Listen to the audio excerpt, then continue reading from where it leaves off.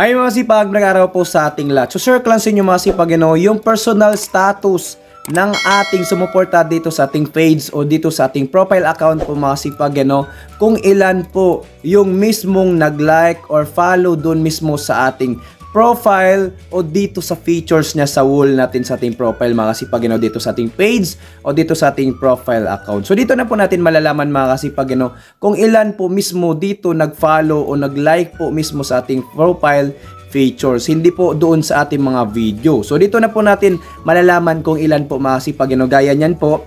So para malaman nyo yan po mga kasipag, pupunta tayo dito sa ating Chrome po. So punta tayo sa ating Chrome. Yan. Dito sa ating Chrome mga kasipag, dito po tayo magse-search ng Facebook for Creators. Yan mga kasipag, nakita nyo po dito, Facebook for Creators. Click nyo po ayan. And then, dahil tayo ay naka-desktop site, ayan, pag once sa sinabing desktop site, nakaselect po ito sa desktop site, yan o. Yan, sa tatlong tuldok, no? Yan, tatlong tuldok na yan. Ganito na po ang kanyang features, para na po siyang PC o laptop. So ganito, hanapin nyo po dito yung Facebook for Creators. Yan. And then, make sure nyo po dito mga kasipag na kayo po ay nakapag-login, no? Login nyo po yung Facebook profile account nyo para po ma-access nyo po yung status ng inyong page o Facebook profile account. So, dito mga kasipag, cultivate your community on Facebook.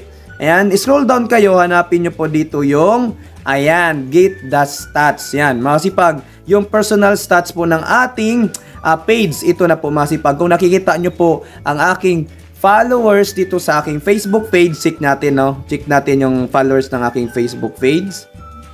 Yan. Check natin kung ilan tong Kuya Chris TV. Yan. So, nakikita nyo po dito mga kasipag, 117,000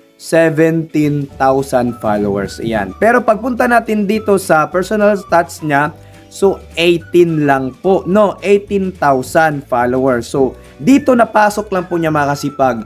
Ayun po mismo yung nag-like mismo sa atong profile dito sa features niya, sa wall. O, ganito mga kasipag, punta tayo dito. Yan po, makikita nyo po dito mga kasipag, 18,000 likes. So ang mismo na nagsumuporta, nag-follow o nag-likes dito mismo sa ating profile, no? So diyan lang po ang mabibilang po dito sa ating stats ng ating personal stats dito sa ating page o profile.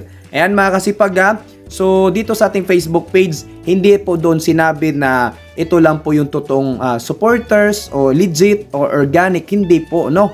Yung mga iba na nagigain natin sa mga followers sa ating video sa Reels, sa Ensaymada, doon mismo nagpa-follow, hindi po siya nasama dito. So kung saan lang po yung sumuporta, nag-follow, nag-like sa ating mismo, sa ating profile, at dyan po sila nagla-like or nagpa-follow. Yan po yung dito sa personal stats. So misleading po yung iba, no, na sasabihin organic followers daw yung ito lang, then ito lang po yung mga legit. Hindi po, lahat po are organic. So ang papasok lang po dito talaga yung personal stats ay dito mismo sa ating profile na dito sila nagla-like or follow. So ganito, para malaman nyo po yung like, yung features niya, click natin yung tatlong dots sa may gilid, then click po natin itong view as para makita natin yung features niya. Ayan po, makikita nyo po dyan mga kasipag, like po. So hindi po siya naka-follow, no? Like po yan. So ang lalabas lang po talaga dito mismo sa sumuporta, nag-like or follow dito sa ating features, sa ating profile, yan lang po yung papasok dito sa ating personal stats po mga kasipag.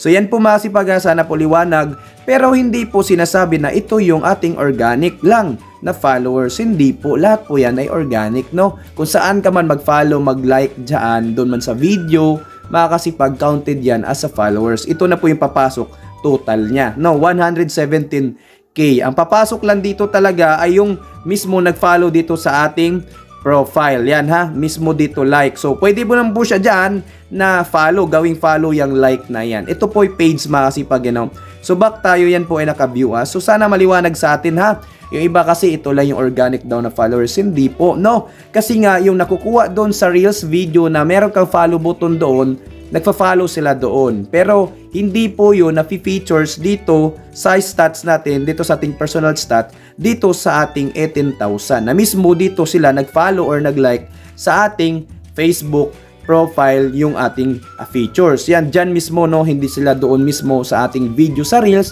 o sa in-same ads na meron po doon nakalagay sa ating name na tabi na follow, no? So yan po mga kasipag, sana po liwanag, lahat po yan ay organic po, no? So ma-follow man yan, ma-like, same lang yan dahil ikaw po ay talagang sinuportahan, no? Nagustuhan ka nila or kahit di ka nagustuhan, nag-follow talaga, nag-like dahil family, dahil kamag-anak, dahil kakilala, friends, kahit di nagustuhan yung video mo, konektado kasi, no, na talagang ikaw ay kakilala, friends, family, classmate, o ano man yan, no, nagustuhan ang inyong mga content video, kaya nag-follow din ang nag-like.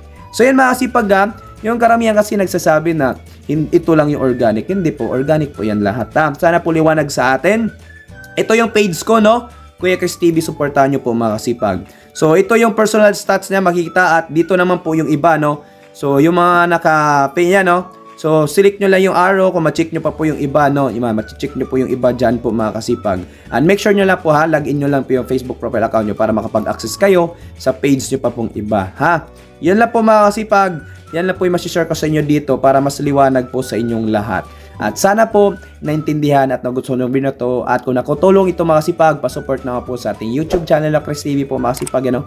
Pa-subscribe naman po kasipag at pinutin na rin po ang notification button para mas ditid ka sa aking bago videos yung upload. At kung meron ka suggestion at katanungan, mag-comment down below sa baba para pag nabasa ko yan, sasagutin ko yan at magagawan po natin ng content video yan hanggang sa ating mga. At huwag hindi po kalimutan mag-like and share mga kasipag. Maraming salamat sa panonood. Have a nice day and God bless all.